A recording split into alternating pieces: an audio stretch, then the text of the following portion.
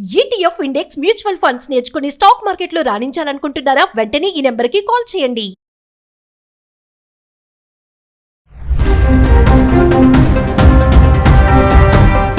నిమిషప్రియను క్షమించేది లేదు, ఉరిశిక్ష పడాల్సిందే. బాధిత కుటుంబం సంచలనం. ఇస్లామిక్ పెద్దలతో అబూబకర్ మంతనాలు.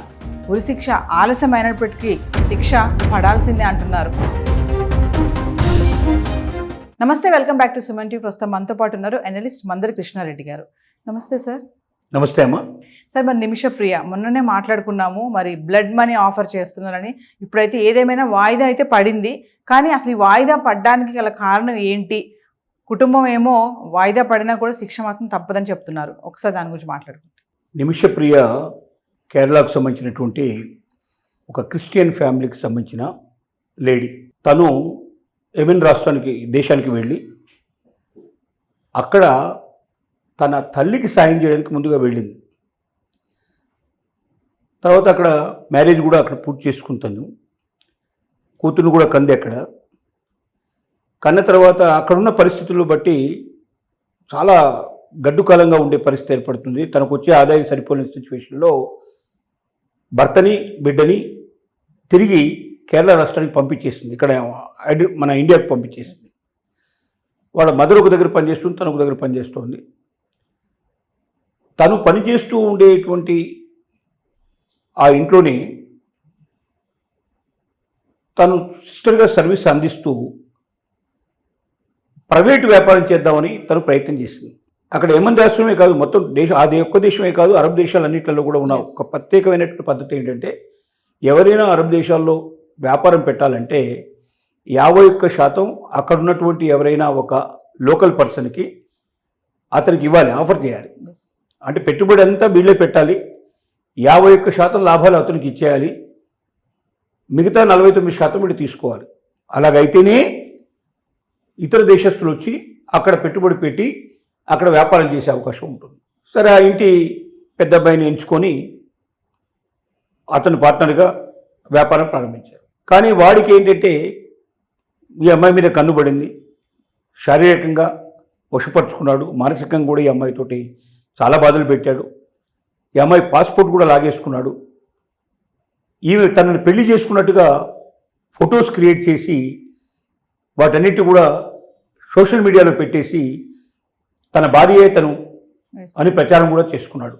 ఆల్రెడీ పెళ్ళై ఒక కూతురుండి భర్త ఇండియాలో ఉన్నట్టు పరిస్థితుల్లో అక్కడ ఇంకొక మ్యారేజ్ చేసుకున్నట్టుగా ఉండి ఇండియాకు తెలిస్తే అది ఎంత బాధాకరమైన విషయమో, వేరే డేర్ పీపుల్ అంతా కూడా తనని ఏ రకంగా తనని అసహ్యంగా చూస్తారో అనేటువంటి బాధ, ఈ కష్టం, కన్నీళ్ళన్నీ కూడా తను వెదపడి అతని నుంచి పాస్పోర్ట్ గిట్లా మొత్తం కావాల్సినటువంటి మొత్తం అన్ని తీసేసుకొని ఇండియాకి వెళ్ళిపోదాం అనేటువంటి ఉద్దేశంతో అతనికి మత్తుమంది ఇవ్వడం జరిగింది. అది వికటించి మత్తుమంది ఎక్కువైపోయి అతను చనిపోవడం జరిగింది. అంటే వాంటెడ్గా తనని చంపాలనే ఉద్దేశం తనకు లేదు. తాత్కాలికంగా మత్తుమందిలో అతను మునిగి ఉన్నప్పుడు, ఆ 2 గంటలు 4 గంటలు అవుతున్నప్పుడు కొంచెం ఎక్కువగా మత్తుమంది ఇస్తే ఎక్కువసేపు అతను నిద్రపోతాడు.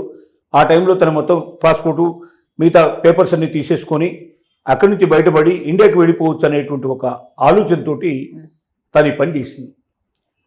అది విధి ఒక రకంగా తెలిస్తే తను ఒక రకంగా ఉంటుందనే భావంతో ఆ వికటించి ఆ మత్తుమందు చివరికి ఆ వ్యక్తి చనిపోయాడు. ఇప్పుడు ఆ కుటుంబం ఒకవేళ క్షమాభిక్ష పెడితే తను మరణశిక్ష నుంచి తప్పించుకునే అవకాశం ఉంది. 2017 నుంచి దాదాపుగా 8 years నుంచి తన జైల్లోనే ఉంది. ఇప్పుడు మరణశిక్ష ఖరారు చేశారు. నిజం చెప్పాలంటే ఈ రోజున అది అమలు చేయాల్సిన పరిస్థితి నిజం. కానీ భారత ప్రభుత్వం జోక్యం చేసుకుంది దీంట్లో. అక్కడ ఎంబసీ కూడా రిక్వెస్ట్ లెటర్ పంపించింది. సుప్రీంకోర్టు నుంచి కూడా ఒక అభ్యర్థన పోయింది. వీటికి తోడుగా ఇస్లాం మత పెద్ద అబూబకర్ అనే వ్యక్తి భారతదేశం నుంచి యెమెన్కు గతంలో చాలాసార్లు వెళ్ళొచ్చాడు. అక్కడ యెమెన్ ఎవరైతే కింగ్ ఉన్నాడో, మొత్తం ఆ దేశాన్ని పరిపాలించే వ్యక్తి ఉన్నాడో, అతనితో సంబంధాలు ఉన్నాయి అతనికి. కాబట్టి మత పెద్దల ద్వారా అతన్ని కాంటాక్ట్ చేసి స్వయంగా వెళ్ళి వాడితో మాట్లాడి ఆ అమ్మాయికి క్షమాభిక్ష పెట్టించి ఏర్పాటు చేద్దామని కుటుంబంతో కూడా మాట్లాడడం జరిగింది. బ్లడ్ మనీ అంటారు. బ్లడ్ మనీ అంటే ఏమిటంటే నెత్తురిలో ముంచినటువంటి డబ్బు అని దాని అర్థం. ఇక్కడ రెండు రకాల అర్థాలు తీసుకోవచ్చు. ఒకటి, అక్కడ నెత్తులు ఛిద్రించబడింది. ఎవరు? ఆ బాధిత కుటుంబంలో ఒక వ్యక్తి చనిపోయాడు.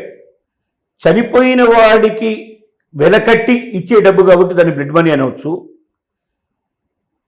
ఎవరైతే చనిపోవడం వల్ల చనిపోవడానికి కారకులైన వ్యక్తులు తమ రక్తాన్ని దారపోసి కష్టపడి తెచ్చిన డబ్బుని బ్లడ్ మనీ అనడానికి అవకాశం ఉంది. ఏదేమైనా ఒక అసోసియేషన్ లాగా ఏర్పడి, ఒక సోషల్ గ్రూప్ ఏర్పడి $1 మిలియన్ అంటే మన దగ్గర అంటే 8,60,00,000 విలువయ్యేటువంటి సమానంగా ఉండేటువంటి డబ్బుని తయారు చేసి ఆ కుటుంబానికి ఇవ్వడానికి ఆఫర్ చేశారు. రెండు వర్గాల యొక్క చెప్తున్న విషయం ఏంటంటే, ఒకటి తాత్కాలికంగానైతే వాయిదా పడింది, ఉరిశిక్ష ఆపేయబడింది, నిలిపివేయబడింది. కానీ ఇది పూర్తిగా నిలిపివేయబడ్డా లేకపోతే తర్వాత ఉరిశిక్ష తీసే అవకాశం ఉందా అనేది ఒక ప్రశ్న. రెండో ప్రశ్న, ఒకవేళ బాధిత కుటుంబం ఎవరైతే చనిపోయారో ఆ కుటుంబం సంబంధించినటువంటి వ్యక్తులు కుటుంబం ముందుకొచ్చి ఉరిశిక్ష వేయకండి, పూర్తిగా శిక్ష తప్పించి తను పంపించేయండి అంటే ఒక అర్థం, ఆ రకం కూడా ఒప్పుకునే అవకాశం ఉంది. అట్లాంటి ఒక ఫెసిలిటీ ఆ దేశంలో ఇచ్చారు. అరబ్ దేశాల్లో ఆ ఫెసిలిటీ ఉంది. అంటే ఏ కుటుంబం అయితే బాధించబడుతుందో ఆ కుటుంబ క్షమార్పణ చెప్పినప్పుడు మనకి ఇబ్బంది లేదు కదా, మనం పంపించేయచ్చు అనే పద్ధతి. మన ఇండియాలో ఆ పద్ధతి లేదు.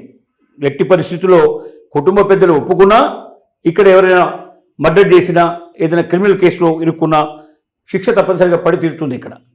అంటే అన్లెస్ కోర్టు నిర్ణయించుకుంటే తప్ప, ఆ వ్యక్తి నిరపరాధిని తెలుసుకుంటే తప్ప ఖచ్చితంగా శిక్ష పడుతుంది.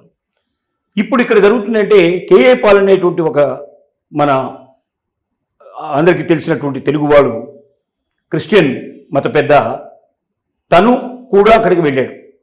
అక్కడ యెమెన్లో ఉన్నటువంటి రాజవంశీయులతో అతనికి సంబంధాలు ఉన్నాయి. గతంలో అతను ఆ దేశంలోకి వెళ్ళి వాళ్ళని కలవడం జరిగింది. క్రిస్టియన్ కమ్యూనిటీ తరఫున అక్కడికి వెళ్ళి అక్కడ ప్రయత్నిస్తున్నాడు. ఏదేమైనా ఇప్పుడు తెలియాల్సిన విషయాలు ఏంటంటే, ఒకటి, ఆవిడకు పూర్తిగా ఉరిశిక్ష పడే అవకాశం ఉందా, లేక ఉరిశిక్ష రద్దయిపోయి కొంతకాలం శిక్ష పడి తర్వాత వదిలేసే అవకాశం ఉందా, లేదంటే తనకు మొత్తం టోటల్గా యావజ్జీవ కారాగార శిక్ష పడే అవకాశం ఉందా అనేది ఆ కుటుంబం చేసే విజ్ఞప్తిని బట్టి ఆధారపడి ఉంది. కుటుంబం ఒప్పుకోకపోతే, బ్లడ్ మనీ తీసుకోవడానికి ఒప్పుకోకపోతే ఖచ్చితంగా ఉరిశిక్ష అమలు పడుతుంది. ఒకవేళ ఒప్పుకుంటే వాళ్ళు ఇచ్చేటువంటి రికమెండేషన్స్ మీద ఆధారపడి ఉంటుంది తప్ప ప్రభుత్వం ఏ నిర్ణయం తీసుకోవడానికి కానీ, కోర్టు ఏ నిర్ణయం తీసుకోవడానికి కానీ అవకాశం లేదు. ఆ కుటుంబాన్ని ఒప్పించే ప్రయత్నం అందరూ చేస్తున్నారు. ఈ ప్రయత్నంలో ఏమాత్రం సక్సెస్ అయినా తప్పనిసరిగా మనందరం కోరుకునేది ఏంటంటే, నిమిష ప్రియ క్షేమంగా ఇండియాకు రావాలని మనందరం కోరుతున్నాం. ఆశ్చర్యకరమైన విషయం ఏంటంటే, ఒక క్రిస్టియన్ కమ్యూనిటీకి సంబంధించినట్టు అమ్మాయి కోసం ఒక ముస్లిం మత పెద్ద భారతదేశం నుంచి వెళ్ళి తన సమయాన్ని వెచ్చించి, అది 95 ఏళ్ల వయసులో ఉన్నటువంటి మత పెద్ద అంత వయసులో ప్రయత్నం చేస్తూ ఈ అమ్మాయిని విడిపించడానికి, ఈ అమ్మాయికి శిక్ష రద్దు చేయడానికి ప్రయత్నిస్తున్నాడంటే ఇది మన భారతదేశంలో ఉన్న మత సామరస్యానికి ఇది ఒక ప్రతీక. ఏ మతం వాళ్ళైనా హ్యుమానిటీ అనేది చాలా గొప్ప విషయం. మానవత్వం ముందర ఏ మతమైనా ఒకటే. కాబట్టి ఒక మతాన్ని చూసుకోవద్దు. ఒక మనిషి మరణ ప్రయత్నంలో ఉన్నప్పుడు, ఒక మనిషి మరణానికి దగ్గరగా చెరువుగా ఉన్నప్పుడు ఆ మరణం నుంచి వాళ్ళని బయటికి తీసుకురావడానికి ఏ మతమైనా సరే మనం సహకరించాలనేటువంటి ఒక మంచి సందేశం దీంట్లో మనకు వచ్చింది. మనందరం కోరుకునేది నిమిష ప్రియ క్షేమంగా ఇండియాకు తిరిగి రావాలని కోరుకుందాం. Thank you sir.